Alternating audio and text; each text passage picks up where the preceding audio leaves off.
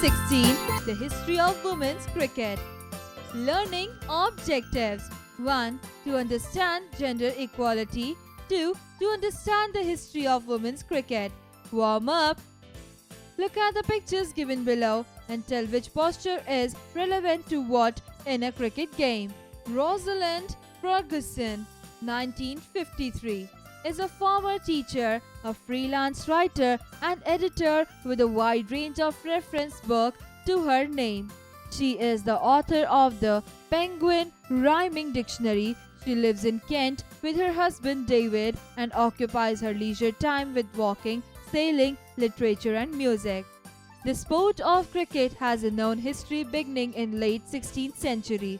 The history of women cricket can be traced back to a report in the Reading Mercury on 26 July 1745 and a match that took place between the villages of Bramley and Hambledon near Guildford in Surrey. Let's learn more about the history of women's cricket by reading the chapter written by Rosalind Ferguson. That's not cricket! This exclamation has entered the English language as an idiom, used when one person does something that another person considers to be unfair or unsportsmanlike. The implication is that cricket, traditionally called the game of gentlemen, sets the standard for fair play. Whether the players are professional sportsmen or villagers who got together for an informal match, they are expected to treat each other as gentlemen would, with honesty and respect. For many years, however, it was felt that the sport behaved very unfairly towards a group of people who make up half of the world's population, women. The Marylebone Cricket Club (MCC) in London, England, is widely considered to be the bastion of this sport. Founded in 1787, it revised the laws of a game that had been played in various forms of more than 200 years. These included the IBW rule, which had already been rewritten at least once before, and rules relating to the way the ball is bowled. The modern overarm bowling style was originally classed as a no ball. Membership of the MCC, however, was restricted to men until the closing years of the 20th century. Before the historic decision to admit female members in 1998, the only woman apart from domestic staff allowed to enter the club's pavilion at Lord's Cricket Ground had been Queen Elizabeth II. As the official patron of the club, she could hardly be refused admission. Meanwhile, cricket had been played with great enthusiasm by women since 18th century. An article in an English newspaper of July 1745 talks about a match played between 11 maids of Bramley and 11 maids Hambledon, all dressed in white. It goes on to make the admiring, if slightly ungrammatical, remark: the girls bowled, batted, ran and catched as well as most men could do in that game. Bramley and Hambledon are villages in southern England, and in its early years the women's sport was largely confined to this region. Players ranged in age from teenage girls to women in late middle age. Sometimes a team of single women would compete against their married counterparts. According to legend, it was a woman, Christina Wills, who pioneered round-arm bowling, which evolved into the now familiar overarm technique because her hand entangled in her skirts when she bowled underarm. Sadly, this legend has since been discredited, and the male cricketer Tom Walker is now hailed as the first round-arm bowler. By the late 19th century, the game was being played professionally in England by two touring teams known as the Original English Lady Cricketers. Large crowds would come to watch them play. In the rather patronizing words of an 1890 cricket annual, as an exercise, cricket is probably not so severe as lawn tennis, and it is certainly not so dangerous as hunting or skating and if therefore the outcome of the present movement is to induce ladies more generally to play cricket, we shall consider that a good result has been attained. Little did these early female players know that it would be another 100 years before their successors gained full acceptance and recognition. The women's game soon spread to Australia and then to the other countries including New Zealand, South Africa, the West Indies, Denmark and the Netherlands. A young Tasmanian woman called Lily Paulette Harries, whose brother was a member of the state cricket team, founded the first Australian club for female cricketers in 1894. As captain, she led her team to many victories in her tragically short career. She died of tuberculosis at the age of 23 in 1897. By the mid-20th century, there were women's teams all over the world competing against one another in international matches. One of the most famous female cricketers of the modern era is Rachel Heyhoe Flint. Born in 1939, she played for the England women's cricket team in 1960s and 1970s, captained by Heyhoe Flint. The team won the first ever Women's Cricket World Cup in 1973.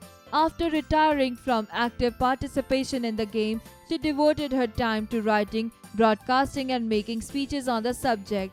In 1991, Heyhoe Flint applied to join the MCC and was refused. Her skill and achievements undoubtedly matched and probably exceeded those of many of the club's male members, but she was a woman, therefore ineligible. This rebuff spurred her into campaigning for the abolition of what was widely regarded as an antiquated rule. The 21st century was fast approaching and equality was the norm in most other walks of life.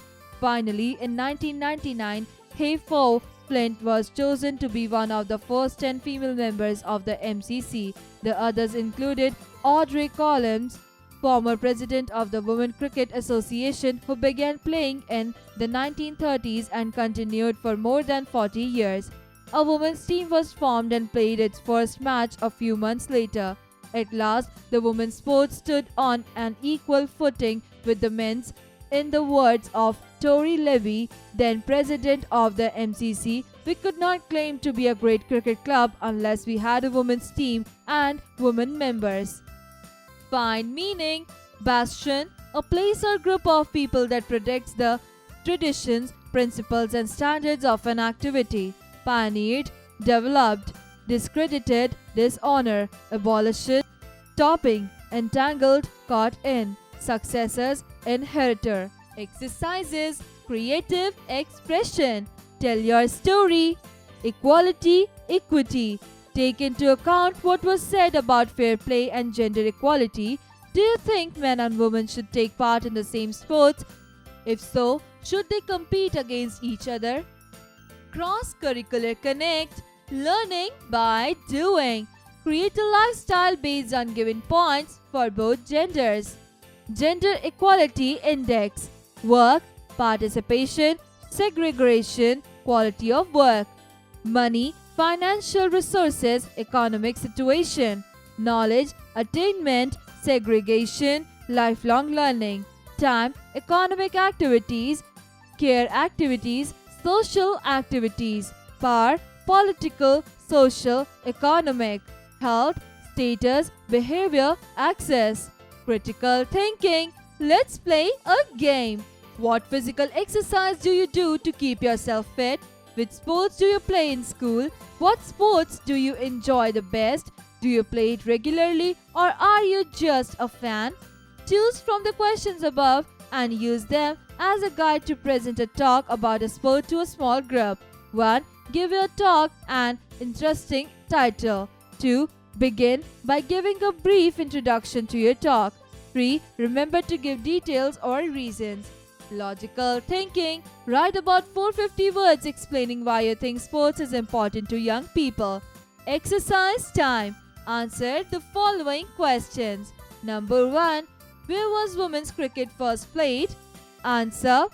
The first women's cricket was played on 26 July 1745 in Yorkshire, named the White Heather Club. 2. What is ungrammatical about the remark quoted in the chapter? Can you think of a possible reason for this apparent mistake?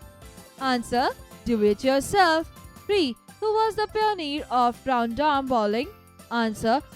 According to legend, it was a woman, Christina Wills, who pioneered round arm bowling, which evolved into the now familiar overarm technique because her hand entangled in her skirt when she bowled underarm. Number 4. Write down 2 similarities and 2 differences between Lily Paulette Harris and Rachel Hayhoe Flint. Answer. 2 similarities between Lily Paulette Harris and Rachel Hayhoe Flint, that is, they both applied to join the MCC and they both are cricketer. The difference between them is, as a captain, Lily Paulette led her team to many victories in her tragically short career. She died of tuberculosis at the age of 23 in 1897. Rachel Hayhoe Flint is one of the most famous female cricketers of the modern era. Is Rachel Hayhoe Flint. She played for the England women's cricket team in the 1970s, captained by Hayhoe Flint. 5. Make a timeline for women's cricket, naming at least 5 key events. Answer. Do it yourself. Decide whether the blanks in the following sentences should be filled with the definite article the indefinite article a or an, or be left unfilled. Put a cross in the blank if it should be left unfilled. 1. Have you found the book that you were looking for yet? 2. No, I don't want milk in my tea, thank you. 3. Is there a pen that I could borrow? 4. Rani arrived today on a 10:30 flight from Sri Lanka. 5. Do you eat this dish with the rice or with a bread? 6. She's eating her soup with a wrong spoon. 7. To make this dish, you will need an onion, a clove of garlic, 250 grams of the minced lamb, and 100 millimeters of the water. 8. Millie wants to study the geography at the university. 9. To reduce the risk of an accident, the high visibility clothing should be worn at all times. 10. It takes a skill and patience to create a complex work of art. Take the right options. 1. Cricket is traditionally called 1. The game of men, 2. The game of women, 3. The game of gentlemen. Answer. 3. The game of gentlemen. 2. MCC stands for 1. Malaysia Cricket Club, 2. Marylebone Cricket Club, 3. Manchester Cricket Club. Answer. 2. Marylebone Cricket Club. 3. Cricket had been played with great enthusiasm by women since the 1. 18th century, 2. 19th century, 3. 20th century. Answer. 1. 18th century. 4. In 1991, Hayhoe Flint applied to join the 1. ICC, 2. BCCI, 3. MCC. Answer. MCC. 5. Finally, Hayhoe Flint was chosen to be one of the first 10 female members of the MCC in 1. 1985, 2. 1989, 3. 1991. Answer. 3. 1991. Match each word with the sentences that shows its meaning. 1. Unprofessional. The entire team was fined for misconduct and for not keeping to the standards of fair play in the game. 2. Unmarried. She devoted her life to the sport and remained single for all her life. 3. Inequality. In the early years, male and female players were not given the same amount of recognition and acceptance. 4. Inactive. Unlike her teammates, she retired and no longer participated in any of the events. 5. Disengaged. The decision makers were detached from the fans and did not know what they wanted. 6. Impartial. The referee was fair to the both teams.